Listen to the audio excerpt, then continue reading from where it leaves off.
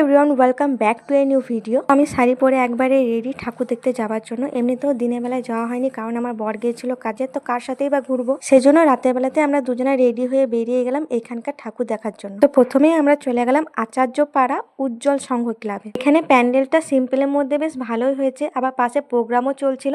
এবার তোমরা প্রতিমাটা দেখে নাও, প্রতিমাটা দেখতে কিন্তু খুবই সুন্দর। ওইখান থেকে বেরিয়ে এক জায়গায় দেখি ছোট্ট করে একটা প্যান্ডেল করে পুজো করা হয়েছে, কিন্তু এখানে বাচ্চাগুলো নাচানাচি করছে, খুব মজা করছে। এদেরকে দেখে ছোটবেলার কথা খুব মনে পড়ে যাচ্ছে। আমরাও এরকম পুজো করতাম, আর সন্ধ্যাবেলায় নাচানাচি তো হতোই। তারপরই চলে গেলাম আমার বর যে স্কুলে ছোট থেকে পড়ে বড় হয়েছে সেই স্কুলের ভেতর। স্বপ্ন দেখছি, মনে হচ্ছে স্বপ্ন দেখছি। কেমন লাগছে? স্বপ্ন লাগছে? স্বপ্ন লাগছে দেখে, এতদিন পর নিজের স্কুল আসা। এইখানেও মাকে প্রণাম করে নিলাম, আর এই পাশে বরকে দেখি পুরো ইমোশনাল হয়ে গেছে। আর হওয়াটাও স্বাভাবিক, এতদিন পর স্কুলে আসা, পুরনো স্মৃতিগুলো তো মনে পড়বেই। তারপর আমরা এগিয়ে গেলাম আশ্রম যাবার রাস্তায়, আর দেখা হয়ে গেল এই প্রতিমাটা।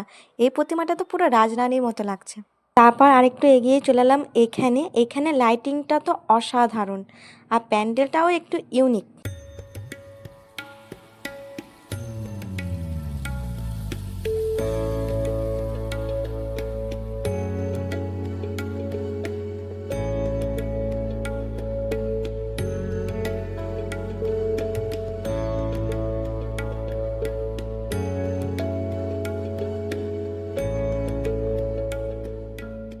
পরই চলে এলাম আমরা হেতমপুর মেলা, যেটা সরস্বতী পুজোর উপলক্ষে এখানে বসেছে। প্রথমে ভেবেছিলাম হয়তো ছোটখাটো মেলা, কিন্তু দেখছি না, বেশ বড় করে এখানে মেলাটা বসেছে। মেলাতে আসবো আর কিছু কিনবো না, সেটা তো কোনোদিন সম্ভব হবেও না।